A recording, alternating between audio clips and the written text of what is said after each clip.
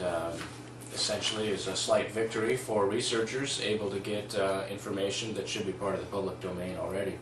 More on the global warming hoax scam. This is from the Register. Oops, Chief ClimateGate investigator failed to declare eco-directorship, subtitled Dracula's in charge of the blood bank. As previously covered on the show, one of our stories about this so-called investigation on the ClimateGate scandal at the University of East Anglia. This guy is apparently part of GLOBE, Global Legislators Organizations for a Balanced Environment. His name's Lord Oxburgh, and pretty much he failed to disclose his association with this group, so they're pretty much pro global warming myth. And it's actually interesting too, because one of the scientist that was ensnared in the ClimateGate emails, James Lovelock, recently has been saying humans are too stupid to prevent climate change, and it may be necessary to put democracy on hold for a while. So pretty much these guys are doing a corrupt investigation of their own corrupt scam and then saying that we shouldn't have democracy. So you put the pieces together. Yeah, from Science Now magazine, could tiny bubbles cool the planet?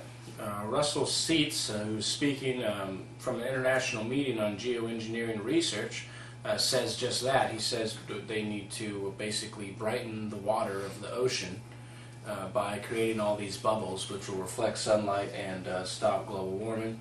He says the microbubble strategy could cool the planet by up to 3 degrees Celsius. Yeah, that sounds like a guy's a few bubbles short of a bubble bath. Next, from the Asia Times, we have Spy Unsettles U.S.-India Ties. This is about the Mumbai bombings in November 2008, in which 166 people were killed and caused an uproar in India, and they passed like an equivalent of the Patriot Act there, pretty much. There's a deal that's been cut with this guy, David Coleman Headley. The deal enables the U.S. government to hold back from formally producing any evidence against Headley in a court of law that might have included details of his links with U.S. intelligence or oblige any cross-examination of Headley by the prosecution. So basically, it's made so that way this guy doesn't have to talk about his connections to the intelligence community, and that there are Pakistani nationals which were involved in the Mumbai attacks, which will get away scot-free, it says. The FBI will not allow Headley's extradition to India either, and will restrict access to the Indian agencies cannot interrogate him, nor the 166 people's families' lawyers can question Headley. Headley was arrested in Chicago last October, and initially was a breakthrough in throwing light on the operations activities of an organization called Lashkar-e-Taiba, or something to that effect, the Pakistani-based terrorist organization in India. And that's interesting too, because in Pakistan they have something called the ISI, the equivalent to our CIA, which has been discussed as being connected and fabled enemies with Israel and a lot of false flag attacks. And this plea bargain for this guy, Headley, refers only to the Pakistani handlers as A, B, C, and D. And this LET has had close links with Pakistani's ISI. So this article says it's inconceivable that such a massive operation could not have been undertaken, that could have been undertaken without the knowledge of the ISI. So it says basically it's impossible. This is an amazing article. The plea bargain, I have to read this straight up here. This part of the plea bargain says, chillingly after Headley's 5th visit to India, quote, Lashkar LET, member A advised defendant Headley of a number of details concerning the planned attacks, including that of a team of high attackers was being trained in a variety of combat skills. The team would be traveling to Mumbai by sea and using the landing site recommended by the defendant. The team would be fighting to the death and would not attempt to escape following the attacks. That's the end of the quotation there. And again, the plea bargain confirms that Headley had a criminal record also in 1990 as a conspirator to import heroin, and spent a total of 6 years in prison as a result of 4 convictions. And then he was later recruited as a U.S. DEA agent who, after the 9/11 attacks in the U.S., coordinated closely with CIA. And if you also watch the movie American Drug War, it shows the CIA being involved in drug running and stuff. And then the last thing in this article pretty much here is that Americans seem to count our government, at least, on the ability to manipulate the Indian elite. Robert Blake, the U.S. Assistant Secretary of State for South Asia, was sent to Delhi the week after this article, or before this article or so, on a damage control exercise. And so he huddled with the Indian corporate elite sector, the corporate sector, which is heavily influential in the political game. So that's pretty much clear fascism there. It seems like a false flag attack to force tyranny in other countries and to scare people into submission. And then when it turns out that they're from the intelligence agency, they just go and lobby the corrupt government officials there to make sure that they comply and don't make a fuss over this obvious cover-up, it seems.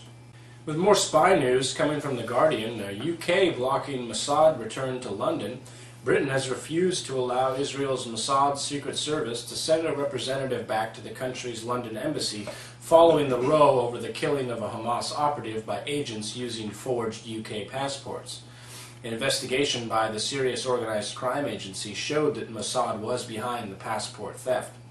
Forged or stolen Irish, Australian, French, and German passports were also used by the hit squad, whose operation, including the use of elaborate disguises, was extensively recorded by CCTV cameras in the emirate. And you can go watch that video online if you'd like. It's pretty telling. It shows how these guys get into the hotel, you know, how they go into his room when no one else is around, and the whole operation basically go down with this Mossad Israeli hit squad.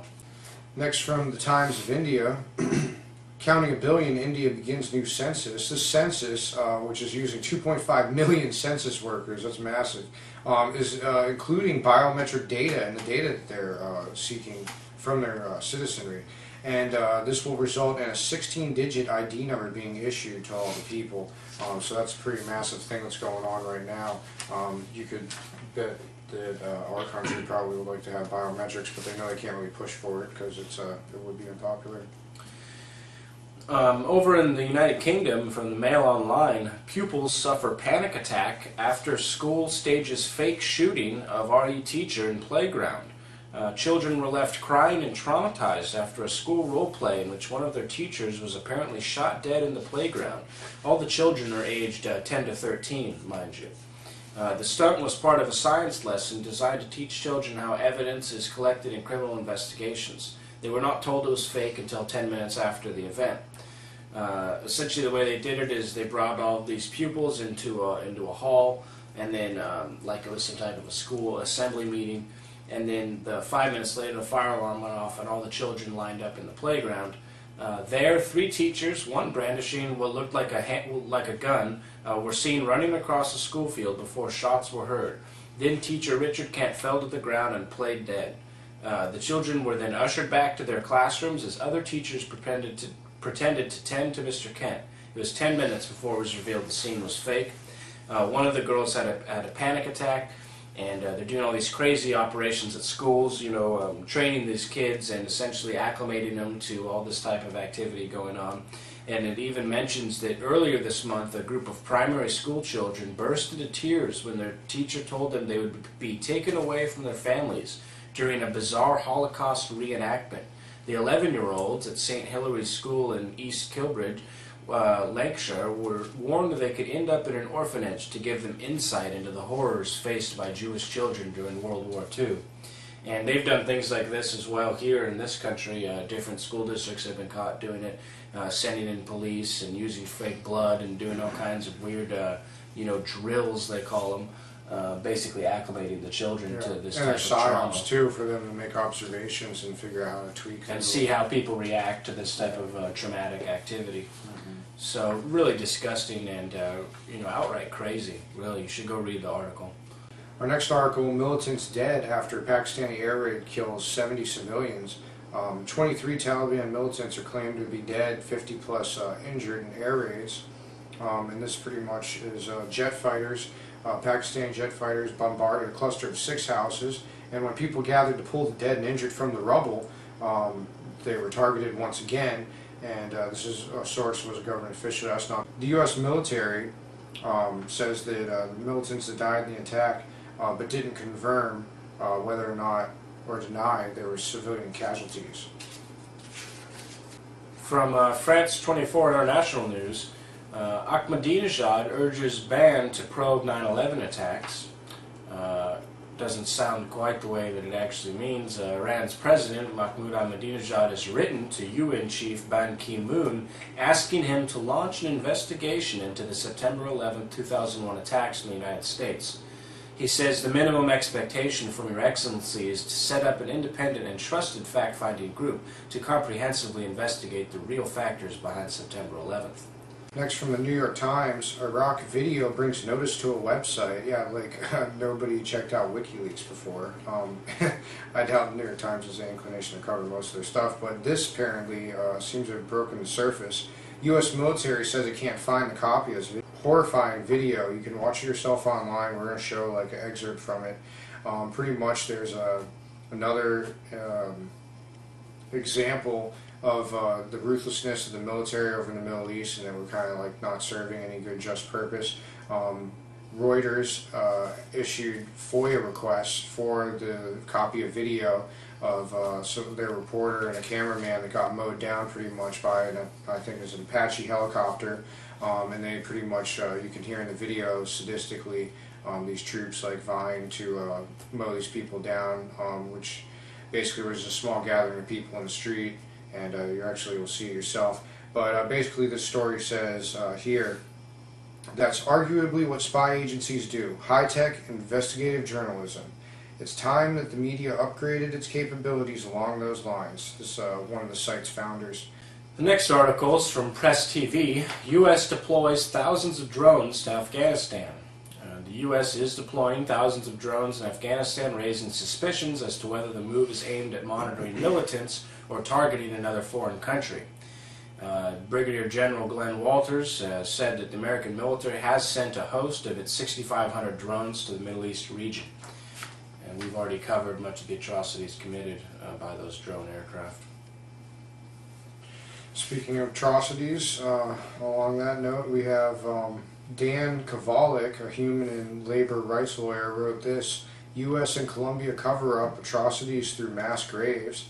Apparently, when children got seriously ill from drinking from a stream, it was discovered 2,000 bodies that the Colombian army there admitted responsibility for. And in the past, it's been shown quite recently that people have been dressed up as guerrillas and murdered, and then more aid has been given to the Colombian government, and it's been, I think, $7 billion they've been given since 2000 and counting. UN High Commissioner for Human Rights Navi Pillay says that this practice has been so, quote, systematic and widespread, end quote, as to amount to a, quote, crime against humanity. That this grave was discovered outside a Colombian military base, which is overseen by military advisors, says that there's 600 military advisors in that country, is quite disturbing. And also the discovery of this mass grave by sheer accident raises the prospect that there are many more yet to be found. And Obama today continues the long-standing practice of giving the most aid to the worst human rights abusers. From the Times Online, U.S. Special Forces tried to cover up a botched Kataba raid in Afghanistan. 2 pregnant women, a teenage girl, a police officer, and his brother were shot on February 12th when U.S. and Afghan Special Forces stormed their home in Kataba village. Sarnwaz Zahir was shot when he tried to shout that his family was innocent. The women were crouching behind him and were killed in the same volley of fire. Basically, this was a botched raid by Special Forces who ended up showing up at essentially a newborn baby's new birthday party. It was a party welcoming this person in. There was family members from all over, and they ended up killing all these people and then washing out the wounds with alcohol, trying to dig out the bullets and covering up the bullet holes in the walls with plaster. The whole deal, and it all has come out now, the raid, and the truth has finally been revealed. Next up, we have from the Taipei Times, Thailand to consider amnesty for protest leaders, says source. Actually, I did a little bit of follow-up on the story, and I found a really excellent article about what's happening in Thailand on Infowars.com, and we'll post that there as well. So Thailand's Thaksin Shinawatra is actually, a pro-Marxist and part of the New World Order.